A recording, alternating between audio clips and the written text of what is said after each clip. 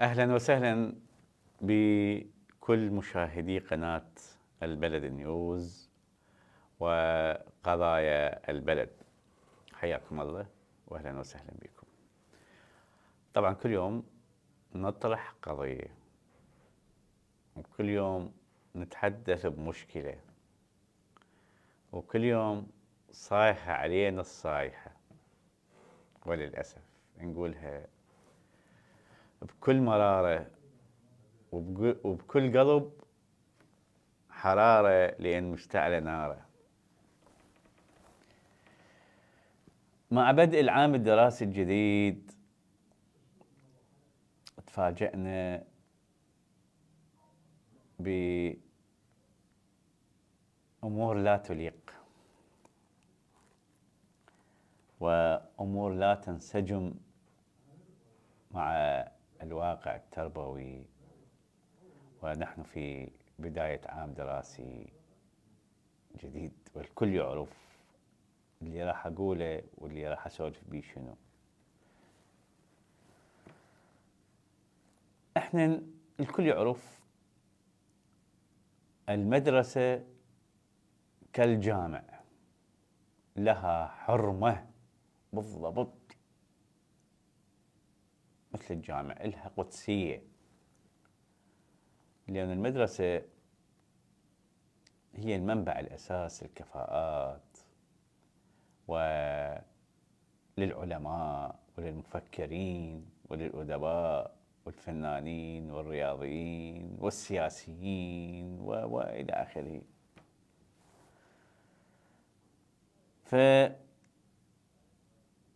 فصراحة تدخل المدرسة وتشاهد أمور ما تليق، هذه حالة صعبة جدا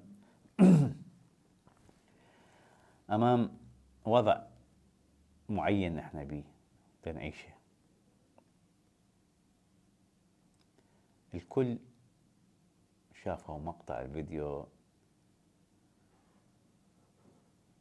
من خلال التصرف اللي قام به أحد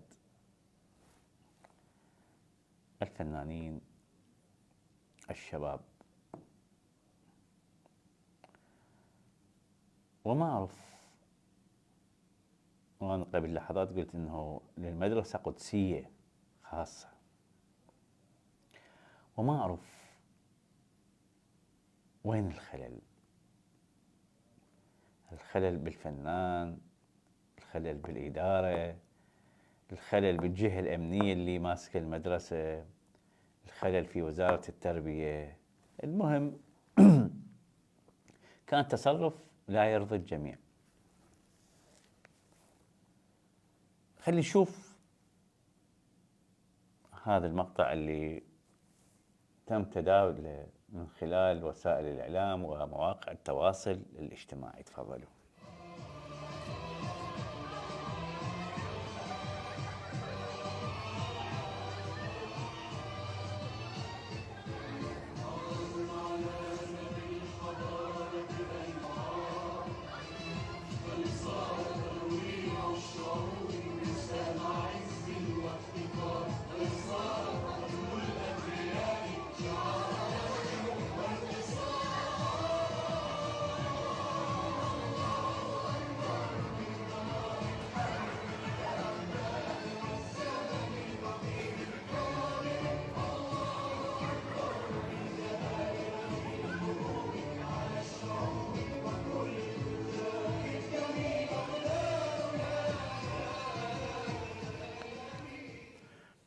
هسه اكو هواي جماعه يقولون ايش خبصتونا، ايش تبرتونا، مو ما الفنان ما سوى شيء غلط، لا،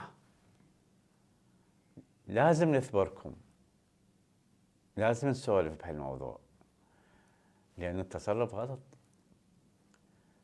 والرقص على جراح العراقيين في هذه الأغنية الكبيرة، هذه الأغنية الفنان كاظم الساهر وأدوها مجموعة من الفنانين العرب، يعني تمثل عليه حركات غير صحيحة وغير مقبولة، مو يعني هل يجوز ما فعله الفنان؟ زين، راح تمر مرور الكرام، هل ستتكرر الحالة؟ والجواب هو من خلال هذا المقطع. يلا. قال الطلاب اللي وياه حسوني ابني، وهنا أنا الأستاذ تاج راسي. هاي كلكم طالعين للمقطع تعرفوني؟ ايه علي العمي. من يدفنكم؟ علي العمي.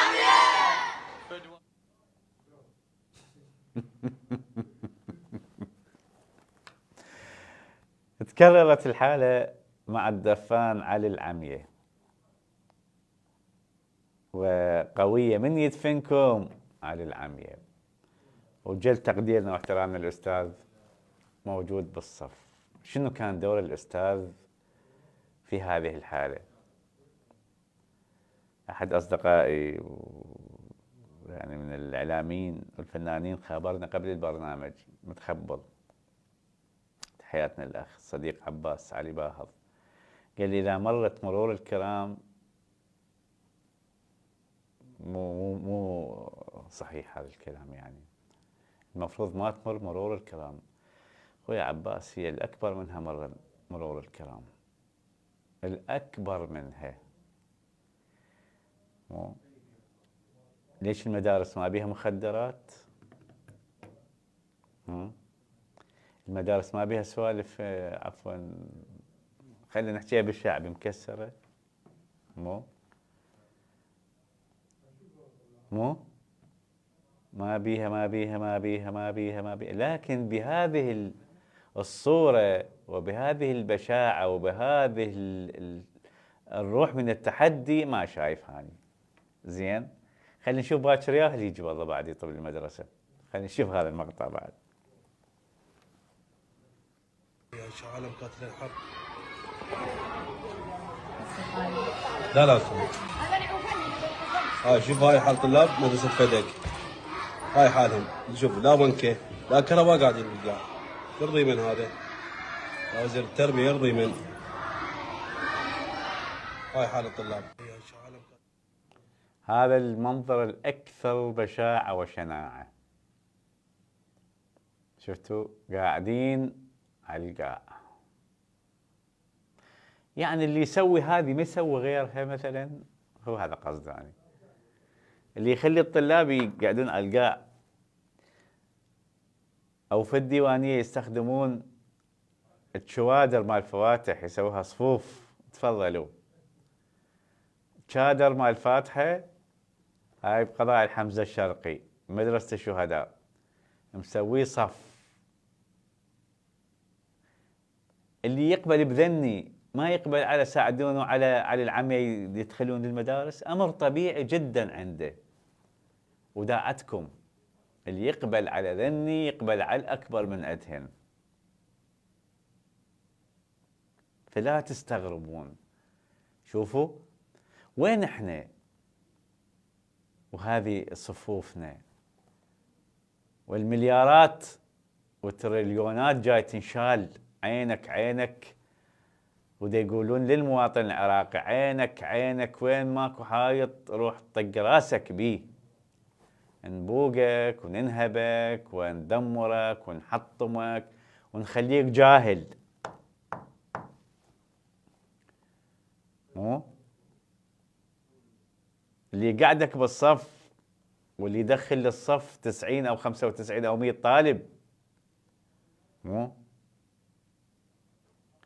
واللي يستخدم شوادر مال الفواتح كصفوف أو مدارس، عنده هذه مثل الزبد، يطبب على العمية ويطبب غيره. باكر يطببون شو اسمها هاي المطربة مال هزي وزي، دين بين الطلاب. اي والله مطربة ما اريد اجيب اسمها، تعرفوها كلكم على على مواقع التواصل الاجتماعي، تنقط شرف. ها تنقط شرف يطببوها ويخلون الطلاب والطالبات يرقصون وياها. يا عيني يا عيني يا منور ليلي، والله اشتقنا لعيونك. يسوون هذه بدل النشيد الوطني. نعم، هذا النشيد الوطني واللي يرفع به علم العراق الكبير. زين، توقعوها تجي هاي اسمها العراقيه، ما اسمها المطربه، وترقص والطلاب يرقصون وياها. اللي سوى هاي سوى هاي، مو وبدل النشيد الوطني تعزف هذه الاغاني. والعلم، هذا العلم اللي ارواح الشباب وجثثهم وجثامينهم اللي دافعوا عن الوطن اللي لفت بيه، مو شرفت جثامينهم بهذا العلم الكبير. والشاعر عندما يقول: عش هكذا في علو أيها العلم، فإننا بك بعد الله نعتصم. اليوم العلم يرفرف فوق سعدون وعلي العمية، وبقلب قيح. وخلي نشوف شنو بعد محمد. للحديث عن هذا الموضوع، زين موضوعنا، وعندي ضيفنا هم ما يشتهي بالكلام، فقلت لهم اليوم اثنين الله اللي يستر. ضيفنا الاستاذ ناصر الكعبي، المتحدث الرسمي باسم نقابة المعلمين العراقيين. يا اهلا وسهلا بك استاذ ناصر، حياك الله. اهلا وسهلا بك استاذ ماجد. شخبارك يا اخوي؟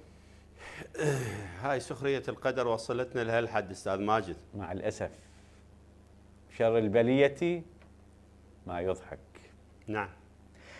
شو تفسر هذا اللي صار استاذ ناصر؟ وين الخلل بالإدارة، بالحارس الأمني، بالشخص نفسه، وتكررت يوم بعد يوم؟ ابدا ابدا، كل ذولا يعني حالات عرضيه. يعني على العمية من يقولهم منو يدفنكم واطفال بعمر الورود. نعم. ويتحدثون وياهم بالموت. لين على العمية والتلاميذ عرفوا اكو من دفنهم بالحياه. اكو اللي سرق اموال ابهاتهم، اكو اللي يسد الافاق المستقبل بوجههم. نعم. موجود اللي يكذب عليهم ويوعدهم ان يبني لهم حياه وما يبني لهم حياه. تلميذ ما دايره غير المقابر، فرصه ان يروح المدينه العاب ما عنده، فرصه ان يقعد على رحله لوحده ما عنده، ان يتنفذ قرار اليونيسيف انه لكل تلميذ 25 متر بحريته، ما عنده مدرسه جاذبه للطفل والتلميذ. ويفتح الأخبار يومية سرقوا 2.7 مليار، وتقرير أممي يقول 550 مليار انسرقت من 2010 لحد الآن وفلان. وغياب القدوة، يعني لما توصل أنه يصير هذا المقطع. طبعا بالمناسبة هم ناس محترمين جدا، يعني هم بالنسبة لهم من دخلوا ما حد اعترضهم، لا سعدون ولا علي أحد قال لهم ممنوع. نعم. والمفروض الهفوات الإدارية يعني على مستوى إداراتنا وزملائنا ما تحصل. لأن إحنا أستاذ العزيز أستاذ ماجد، بمدارسنا عندنا أنظمة وتعليمات، عندنا سنويا أيام زمان آخر كتاب صدر مجموعة الأنظمة والتعليمات السنوية المطلوب من كل مدير عام يطبعها سنويا ويوزعها على المدارس. طيب. لأن التعليمات تتغير والأنظمة أيضا تتغير، يبقى القانون يراد لفترة طويلة. نعم. فهذا الإجراءات الإدارية بالمديرية أكيد ما نبهت أنه ممنوع التصوير لأولياء الأمور والتلاميذ. يعني تصور أستاذ ناصر، إحنا إعلاميين مرات مصورين يعني يردون يدخلون إلى مدرسة لتصوير نشاط معين أو زيارة أو كذا، يقولوا لهم جيبوا لنا كتاب من الوزارة، من وزارة التربية. صح. طيب ساعدوا ساعدوا على العمي، هل جاءوا بكتاب من وزارة التربية يعني ودخلوا المدارس؟ ليش هذا الإعلامي إلا بكتاب يلا يصور أو يبرز نشاط، لكن الآخرين دخلوا وما نعرف ما هو السبب؟ السلطة الرابعة مرعبة دائما أستاذ ماجد للجميع. نعم. وتعرف جميع طغاة الارض، وتعرف زملائكم الصحفيين ومن العراقيين وغيرهم ايش قد راحوا ضحايا وايش قد راحوا شهداء. نعم. هذه الكلمه بعض الاحيان تكون اقوى من الرصاصه، فانت حضرتك لما ترسل كاميرتك وترصد السلبيات وهذا واجبك باعتبارك انت اعلامي وتتحرى عن الحقيقه دائما وتحتفظ بمصدر معلوماتك. نعم. احنا عندنا بالعراق الان منع، يعني اللي يقولوا انا قلتها اكثر من مره، اللي يقول لك اكو حريه بالعراق قول له احكي لي غيرها. حريتك حدك معين، زدت شويه وصلت خط احمر اجتك لغه الرصاص، اجتك لغه الاعتقال، اجتك لغه التخوين، اجتك لغه الاتهامات. وهي مو ديمقراطيه العدوان ديمقراطيه. وين الديمقراطيه؟ على حد الدبابه الامريكيه لعنه الله على الاحتلال، من يوم دخل للعراق الى اليوم الى يوم القيامه ايش دمرنا احنا غير هاي الدبابات الامريكيه اللي جابت كذبه الديمقراطيه. الديمقراطيه تسرق 550 مليون، الديمقراطيه اللي اسست اليابان واسست المانيا وكوريا بعد الاحتلال، ليش ما اسست العراق؟ لان المؤامره على العراق هي مؤامره صهيونيه امبرياليه بايادي عراقيه دا ينفذوها، واهم شيء تنفيذها ضد الاجيال مال المستقبل. انت لما عندك 12 مليون امي يا استاذ ماجد وماكو رصيد مالي يدفع لوزاره التربيه، وزير التربيه مقدم الخطط مالته والوزاره مقدمه حتى على طباعه الكتب لهذه السنه، لكن ما تخصصت لها الاموال، الحكومه ما خصصت الاموال اللازمه لطبع الكتب. يعني بالمناسبه استاذ ناصر جبت على طباعه الكتب، ابني يرادوا من عنده كتب فماكو، اشترى من المكتبه. احلى شيء الطبعه 2022 موجوده بالمكتبه وما موجوده بالمدرسه. شلون دبرت؟ يعني كتاب طبعه جديده 2022 موجود بالمكتبه، بالمدرسه ما موجود. حلوا لي هذا اللغز شلون؟ هذا شيء بسيط، انت عندك قانون والكراتين مكتوب عليها وزاره التربيه الكرتونات. زين هاي شلون؟ استاذ هسه هذا واجب النزاهه وواجب وزاره التربيه والامانه العامه لمجلس الوزراء ونزاهه البرلمان ان يتحققون، لكن المطابع بامكانها ان تستنسخ او تاخذ نسخ معينه توصل لها وتطبع هذه. لا والله مو استاذ، مو شو اسمه، مو استنساخ، طبع اصلي. انا جبت الكتاب. مطابع تطبع، بس تدري هذا مخالف للقانون، لان انت القانون العراقي يقول مجانيه التعليم بالعراق، ماكو بيع كتب. هذا استاذ ماجد هذا عندك قانون. بالمناسبه سنه 2007 10 احد الكتل السياسيه كان عندهم ناطق باسمهم بالبرلمان، وقف على طوله بالبرلمان وقال يجب الغاء مجانيه التعليم لانها تلحق الضرر بالمال العام. ليش؟ هو مقترحه فكره، يعني هو وربعه يفكرون انه مجانيه التعليم خطا. هذا يقودني الى سؤال وارجو ان تكون صريح وياي اكثر. انت صريح استاذ ناصر. هذا نقدر نسميه او نسميه سياسه التجهيل، حتى يبقى الشعب جاهل كل شيء ما يفتهم، حتى يملون عليه ما يريدون هم. استاذ ماجد لما يكون عندك 12 مليون امي ونقول اعمارهم من الثمانينات لحد الان، على مود ما نكون يعني ظالمين بهذه الفتره، يعني كلهم من ضمن اللي باعمار الانتخابات. نعم، اللي يحق لهم ينتخبون. حق الانتخابات. احدهم قرات او سمعت يقول اذا كل الشعب اصبح مثقف من ينتخبنا.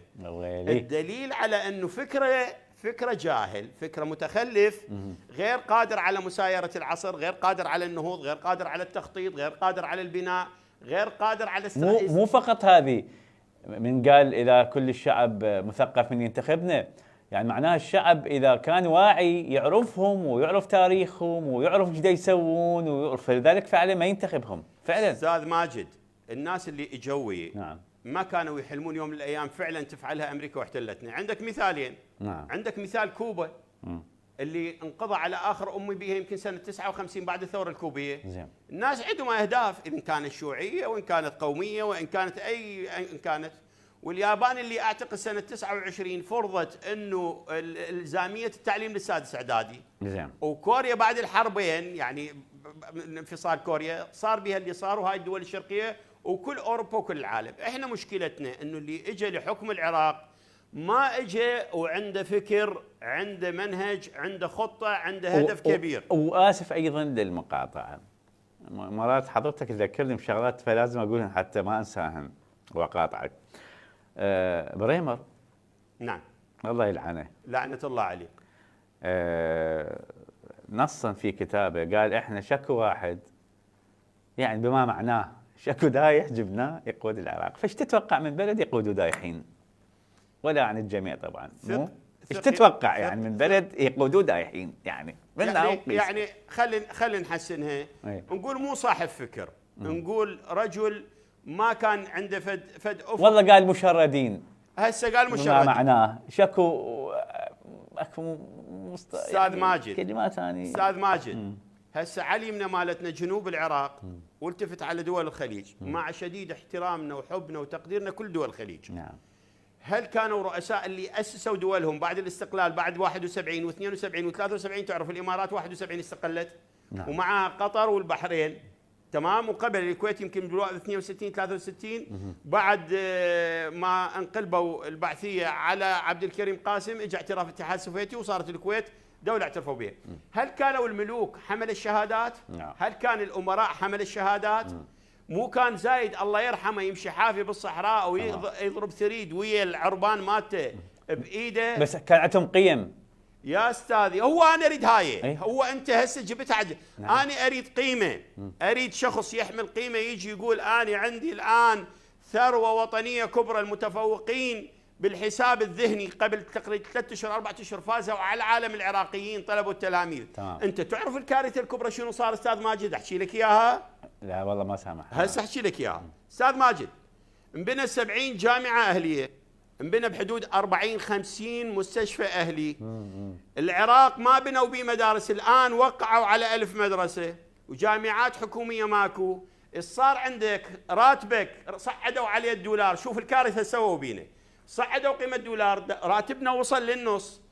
ولدنا ما ينقبلون الا بجامعاتهم الاهليه. نعم. وقبلها ولدنا ينقبلون بالمدارس الاهليه. اذا انت راح تعيش كمواطن عراقي.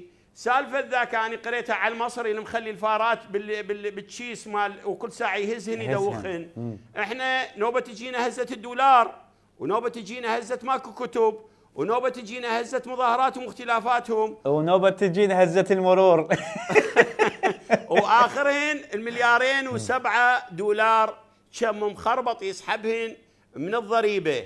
واني اذا اريد اشتري قطعه او اشتري حاجه لازم ادفع ضريبه وتطلع من دم قلبي. ودائتك اذا تريد تسحب لك 10,000 من البنك، ها يعني مثلا راتب او غيره او عندك رصيد تريد تاخذ، يمكن لو تطلع شهاده جنسيه 10 مرات ماكو اجراءات بقدها. شلون طلع هالمليارين ونص المليار؟ زين شلون بنطلع حين؟ طبعا هذا المليارين و700 طلعن بنفس الطريقه اللي طبها علي العامي والمطرب الاخر. نفس العمليه. انه هيكليه الدوله ضعفت الضعضعت بسبب من؟ بسبب المحاصصه. انت تدري الان مدير مدرسه اذا مدير عام يريد ينقله يبتلي على عمره ما يقدر. احنا حكينا اكثر من مره. استاذ ماجد استغل برنامجك واشكر استاذ نجم الجبوري محافظ نينوى. اليوم قابل الاستاذ عباس السوداني ونائب نقيب المعلمين عدي العيساوي ورئيس فرع ابو كرم رئيس فرع نينوى. خصص قطع اراضي للمعلمين. حلو ممتاز. وهذه التفاته جيده رغم انه هي واجب المحافظ باعتباره هو ابو المحافظه. وايضا ايضا هذه التفاته ودعم وتحفيز من نقابه المعلمين يعني. وايضا نقابه المعلمين لا يلغى دورها ودور الاستاذ عباس السوداني، رجل مهني ورجل تربوي ورجل وطني ورجل نزيه صراحة يعني. الله يعزك. ولا هو زعلان علي لموقف معين، أنا بالعكس أنا كلش أحبه وأنا داعم، تعرف حضرتك إله، وداعم للنقابة ولمواقف النقابة المشرفة واللي تحاول أن ترفع من مستوى يعني المعلم أو المدرس. لكن شو تسوي؟ اكو مثل يقول له العين بصيرة واليد قصيره، مع ذلك نتمنى له الموفقيه ولكل اعضاء مجلس النقابه. استاذ ماجد انا استغل برنامجك وانت برنامجك دائما هموم المواطن. لما حكيت قلت لك الان هم التربيه يدخلون ناس مع شديد احترامنا لهم ما مسموح لهم. نعم. قانون وانظمه، لكن انت تدري لحد الان معلمي البصر متقاعدين واقفين بالشوارع مع تعاطيهم لحبوب مو كبسله، لا ترى ما السكر وما الضغط وما الربو، وقسم معوقين طلعوا وافنوا اعمارهم، رواتبهم ما موجوده. لحقتهم الان محافظه صلاح الدين من شهر السابع لحد الآن ما تمشي المعاملات مالتهم. ليش؟ استاذ ماجد، الفساد ماكو غير الفساد، التقصير بالعمل الإداري ماكو غيره. لكن المشكلة وين؟ المشكلة السلطة التشريعية والرقابية، البرلمان ساكت، الحكومة ساكتة. طيب احنا خاف ذني فلوس التقاعد مال بصرة مثل ذني المليارين و700 مليون دولار، مو خاف هم راحن. احنا سؤال نقول ذني موجودات يا مسؤولين هيئة التقاعد تقول انا ما مستلمتهن. نعم المديرية الهيئة العامة ما موديتهن. تمام، الهيئة تقول انا ما مستلمتهن. طيب والمديرية ما موديتهن. المديرية ما موديتهن، زين وين راحن؟ هاي حزورة مو؟ ذني امانات، استاذ ماجد ذني مستقطعات من راتب المعلم، كل شهر يقطعون من راتبنا امانات ويدزوها للتقاعد. هاي خاف مثل الحنطات مال الشامية اللي اكلتها الطيور وال7 مليار اللي غرقن مال البنك المركزي، تذكرهم مو؟ اتذكرهم. خاف هم استاذ ماجد، العمليه التربويه 3 محاور بس استغل وقتي، يعني انا فرصه فضل. الي ان اتحدث براحتي على معك ومع راحتك، الجمهور. على راحتك. الطالب والمنهج والمعلم. نعم. الطالب اللي قدامه كلها ظلمه، اللي مثال اللي قدامه انه صار مدرس او صار مهندس او صار كذا، هو عاطل عن العمل، ينتظر ايش وقت تصير مظاهرات بساحه التحرير وينزل، لو قاعد بالقهوه، لو يأرجل، لو لا سامح الله ضعف مثل ما قال وزير الداخليه ان 50% من شبابنا يتعاطون في لقاء سابق يمكن قبل سنه ونص. نعم. او اقل من هذا العدد، احتمال يكون 30%. حتى لو 30 شويه مو قليله، لكن حتى مقابل 30 سؤال لحضرتك، ليش الدوله بنت مصحات لمعالجه متعاطي المخدرات؟ ليش فتحت سجون خاصه تعزلهم عن الجرائم الجنائيه وجرائم تعاطي المخدرات وحدها؟ استاذ ماجد، كل شيء يصير ما له علاج. اكو واحد سالته سؤال، نعم، يعني احد يعني مصادر القرار في الموضوع، قلت له انتم ليش تحاربون محلات بيع المشروبات الكحوليه؟ زين، بينما يعني المخدرات يعني تقريبا يعني اخذت مساحه واسعه قياسا الى تناول المشروبات الكحوليه. قال قال لان المخدرات ماكو ايه بالقران حرمتها، بس الخمر اكو ايه بالقران حرمت. يجاوبنا هذا الجواب، ايش تتوقع يعني ايش راح يصير مثلا؟ نفس التفسير اللي يقول لك اموال الدوله ليس لها راعي فهي حلال ان تسرق. مو يعني يردوها كبار يردوها صغار.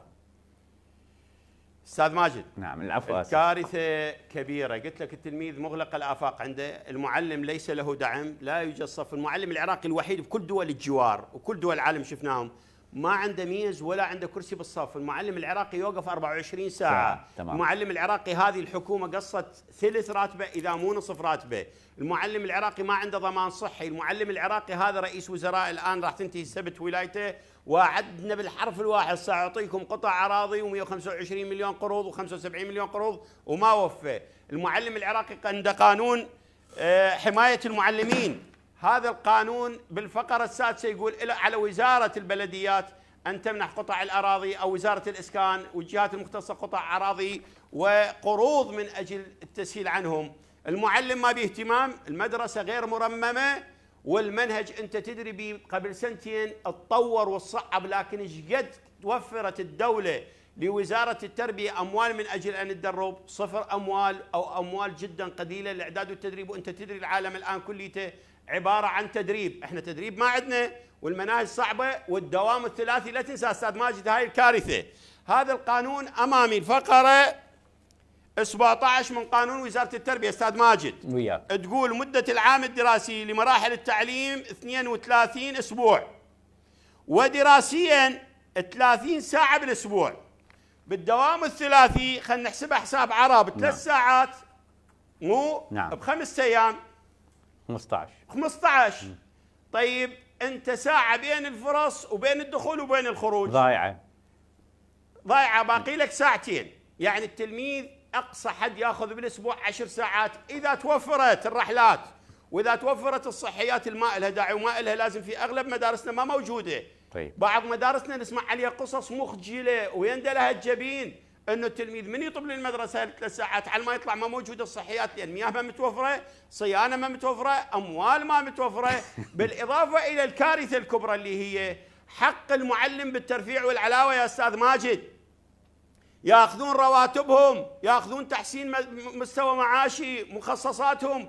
هو ايش دا يسوي اللي كلهم اللي دا ياخذون اكثر من 10 مليون رواتب؟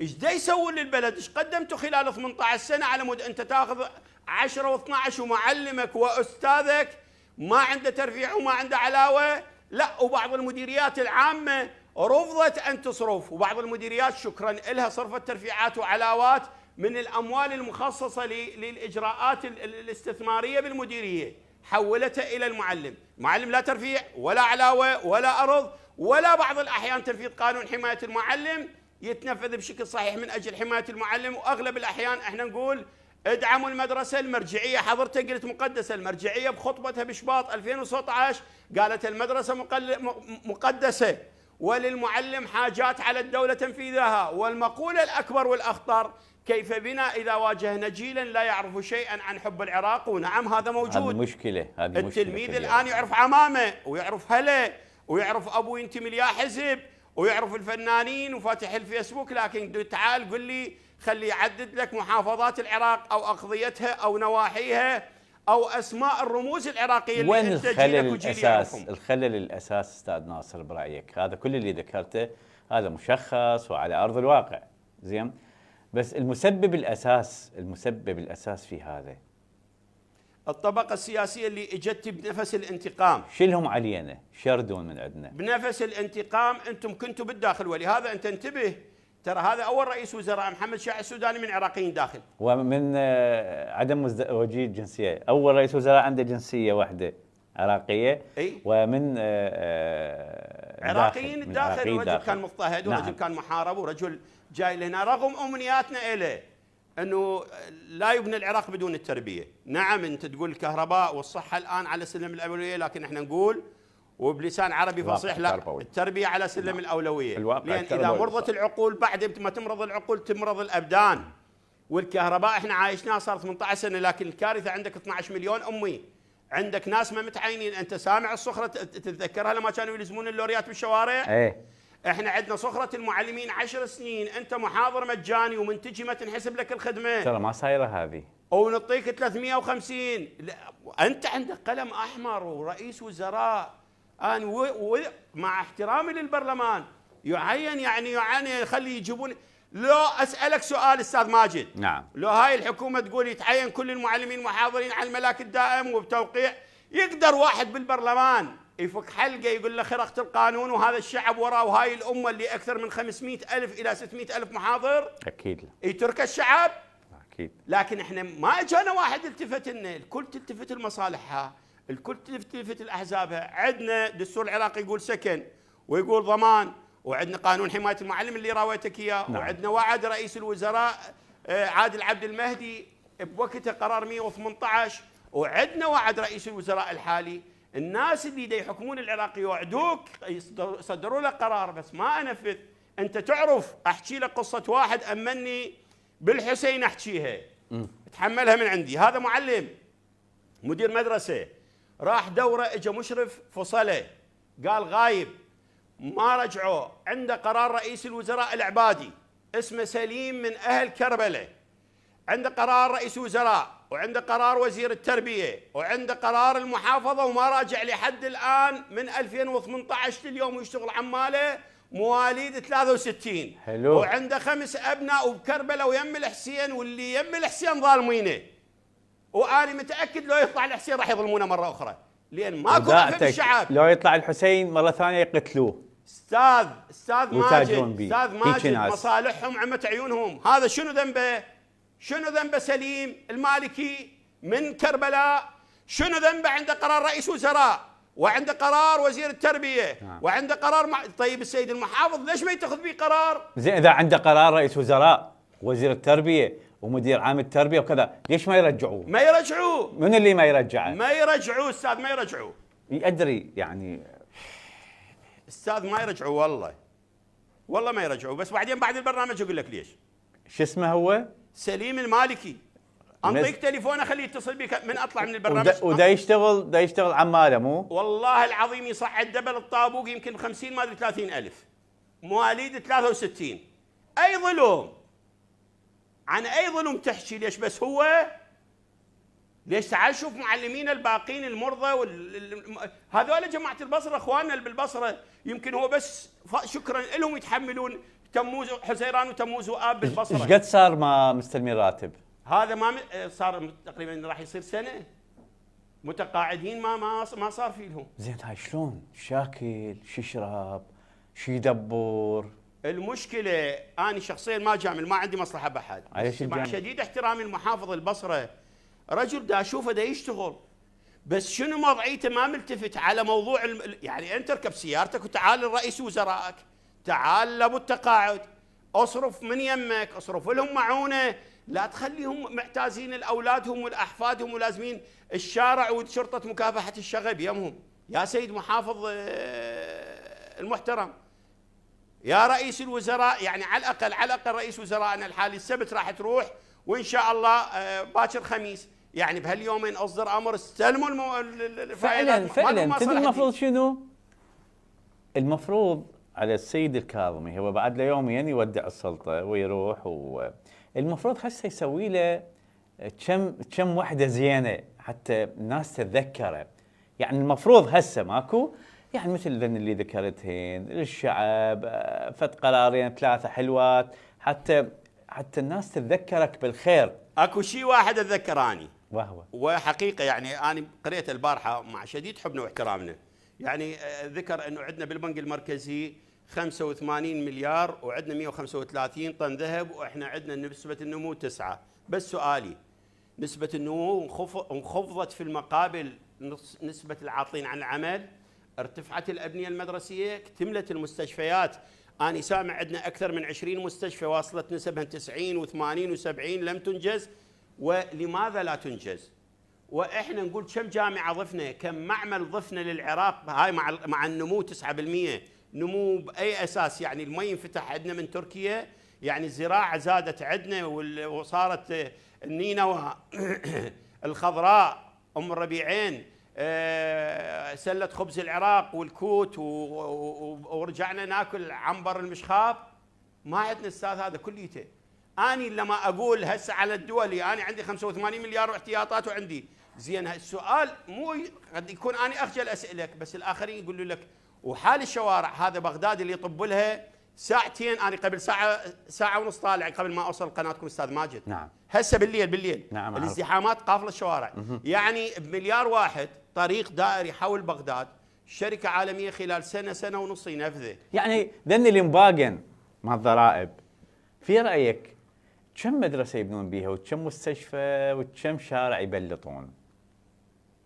والله استاذ ماجد، في رايك المدرسه العراقيه 18 صف، قول مليون لا دولار. مليون، اي بالضبط مليون دولار، تصير مليار و350 مليار و450 بالعراقي، مع ارتفاع سعر الحديد والمواد بمليار. يعني 2000 مدرسه يعني تبني انت بيها، مو 2700 2700 زين، بمواصفات حديثه. نعم. بترى المليون دولار مو شويه، مو؟ نعم. ترى رقم المليون. زين طيب ذن راح يرجعن، لو نبغى ندق ونلطم عليهن، صارت ماده دسمه لوسائل الاعلام ولمواقع التواصل الاجتماعي، لو شلون؟ استاذ فد يوم نوري سعيد الله يرحمه قالوا له الله يرحمه، قالوا له عليك مظاهرات. قال لهم يابا سوى كان طالع الفوار ماكو هذا، اي تمام فلوريد الصوديوم وهالشغلات. قال لهم يابا هاي فوره شو اسمه وتنتهي. احنا متعودين، سمعنا ارقام، سمعنا حوادث، سمعنا البنك المركزي بوقتها غرق الملايين، سمعنا 7 مليار، سمعنا انبوب النفط، سمعنا النتيجه النهائيه الشعب نعم قد يكون مستضعف ما عنده ادوات، لكن اكو صاحب الاداه الكبيره الله. ما حد كان يتصور بالعالم ولا هم نفسهم يحلمون الطاغيه من بغداد يروح، لكن اتخذ القرار الالهي بلحظه واحده، كن فيكون، روح لانت الظالم سيفي اعذب به واعذبه. ذب الظالم على الظالم، لعنه الله على بوش ولعنه الله على كل طاغيه بالارض. احنا نقول ما يلتفت الشعب والناس ما حد يحتويه. الان سؤال واحد، هل توجد حاضنه معينه مع عدد الاحزاب؟ وانت شفت اللي صار، شفت اللي صار بتشرين، يعني الناس ظلت محتاره بنفسها ترى. خاف انت احنا نحكي لك اياه عن قرب. كان الرجاء انه وقفوا اضرابكم بنقابه المعلمين، وقفوا اضرابكم بنقابه المعلمين، رغم انه تهددنا بالقتل ووصلت الامور بينا انه ننسحب من الساحه. من اجل احنا ايش طالبنا بناء مدارس، طالبنا فتح ملف دار النهرين، طالبنا فتح ملف طبع الاسئله خارج العراق، طالبنا ملف الهياكل الحديديه اللي لحد الان ماكلها الزنجار، وملف الهياكل الكونكريتيه وهدم اكثر من 2000 مدرسه بالعراق لحد الان ما انبنت. هاي الملفات مع انه توزيع قطاع الاراضي والسكن على المعلمين وزياده رواتبهم. الان من خلال قناتكم انت من صار عندك زياده وفائض 85 مليار وعندك 135 طن ذهب، زين ذول الناس ظلمتهم. اني من الناس احدثك عن راتبي ربع الراتب راح من عندي، او صاحب اطفال وعندي اولاد يدرسون، والاخرين اكثر بؤسا من عندي، لان هذا المعلم يتعين وصل راتبه 600، اجاره اذا ببغداد ماكو ب 400 ب 500، ودا يرجعوا المعلمين يشتغلون سائق تاكسي ورجع يشتغلوا بمطعم ورجع يفتح محل، لان انت ما عندك خطه انه تبني بلد. فلهذا اخر همك واخر سلم الاولويه حتى بتوزيع المناصب بين الكتل السياسيه ووزاره التربيه الاخيره، اعتبارا على مواردها مو اعتبارا على قيمتها.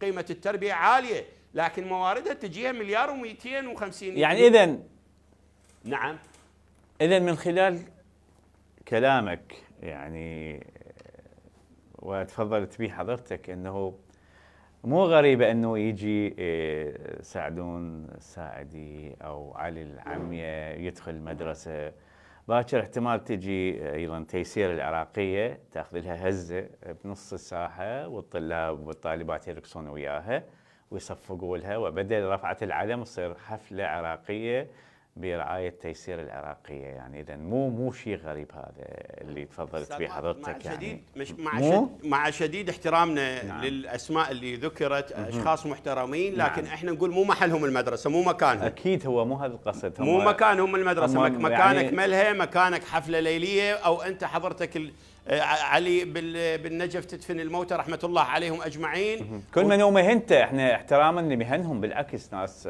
كل من هو مهنته وراقي في مهنته، لكن مو مكان المدرسة. أستاذ ماجد القيم تدنت. راح أذكر لك شيء، أنا سمعت أو قريت أن إقليم كردستان حضر المواقع الإباحية على الانترنت في كردستان. لماذا لا تحضر المواقع الإباحية في باقي أقسام العراق؟ أستاذ ناصر أحكيها، هم وين يوصلون للأكراد؟ شحتهم يوصلون للكرد؟ أقلها الكرد لعبوها عدل، دا يشتغلون عدل، دا يبلطون، دا يبنون مجتمع قبل ما دا يبنون عمارة، وقبل ما يبنون مجسر، وقبل ما ينشؤون شارع. اكو قانون، اكو احترام للناس، اكو هذه كلها حق، واللي يزعل من الحق خليه يزعل، يطق راسه بالحائط. ايش فايتلهم لو يقدرون يوصلون يم قيادة مسعود برزاني، لو نجرفان، لو مسرور، ذولاك ناس راقين، ناس رائعين جدا. لو اني اسلمهم العراق اقول لهم حكموا العراق والله العظيم. قرروا في اقليم كردستان بناء 4000 مدرسه قبل شهر اعلنوها. مو والان اقول لك شيء موضوع لا يفوتني، لان حكيت لك قلت لك العمليه التربويه تلميذ ومعلم، حكينا عن المعلم مسحوق فقير معوز واكثر واحد بينا المحاضر اللي انهوه تماما. قلت لك المنهج صعب ما دربوا عليه. قلت لك التلميذ الان انت تعرف اكو قرار صادر من البرلمان يمكن سنه 2010 11 12 بهالحدود هذا، انه لطالب الابتدائيه 50,000 والمتوسطه 75. وينه؟ ما تنفذه. مو ودا يضمون بالبنك غير احتياطيات، غير اني على مود يصير عندي نمو عالي واصبح اكون من دول ناميه. زين اني دول ناميه وشعبي الان ماكو ترافيك لايت، ما بي 5 مجادي 6. من الدول الناميه اصبحنا دول نايمه. يا استاذ ماجد اقسم بالله لو كان، واني اقترح عليهم السياسيين الاخوان بالبرلمان المحترمين بالحكومه، هسه عندنا بالتربيه المدير العام يمكن عنده الساعتين الاولى من الدوام يتجول على المدارس، يعني حتى لو اجى الوزير وما لقاه من حقه يتجول على المدارس ويتابع مدارسه. تمام. ادعي الحكومه انه كل وزير يا اخي دوامك الساعه 10 بالوزاره، بس انزل للسوق واكتب لي تقرير جيب الرئيس وزراء، وانت روح للمصنع. اقول لك تدري شو يصير بيهم؟ راح يتحولون تلقائيا نتيجة انه يشوفون المعاناة الحقيقية بعيونهم. بس هو اذا ما واحد منهم رايح المصدر ساحة الطيران وشايف الضين، ما حد بيهم داخل سوق العورة وشايف العالم اللي تدور العزالة مال طماطة وخيار وبوتيته، ما رايح السوق البالات بباب الشرجي وشايف ايش قد العالم ازدحام على الباله يا استاذ ماجد. وما شايف ما حد رايح بيهم عفوا للنفايات وشايف الناس تدور بعض الناس من الزباله وتاكل. المنطقه الخضراء اصبحت هي قاتله الحكم العراقي وعدم تطوره بسبب انه عزلته عن الشعب، صارت منطقه فوقيه. اللي ندعو لاخواننا ونتمنى لهم النجاح بالبرلمان، الحكومه الحاليه، الحكومه المستقبليه، السيد رئيس، كلهم محترمين. احنا معلمين نحترم الدوله ونحترم القانون. أنا أشكرك وأشكر حضورك، وتحياتنا لنقابة المعلمين ولمساعيها من أجل توفير حياة هنيئة رغيدة، حياة هانئة ورغيدة للمعلم العراقي. وتحياتنا للسيد عباس السوداني نقيب معلمي العراق، وتحياتنا لحضرتك. الظاهر قريحتك اليوم انفتحت لانه قلبك مره مبين عليك، يعني انا متاكد لو بعد ساعتين يوميه ان شاء الله مع الحكومه الجديده ان شاء الله انه تنتهي هذه الماساه وتصير سوالف. شكرا للسيد ناصر الكعبي المتحدث الرسمي باسم نقابه المعلمين العراقيين، وشكرا لمتابعتكم. وان من خلال قناه البلد نيوز اودعكم والتقيكم في حلقه مقبله، مع السلامه.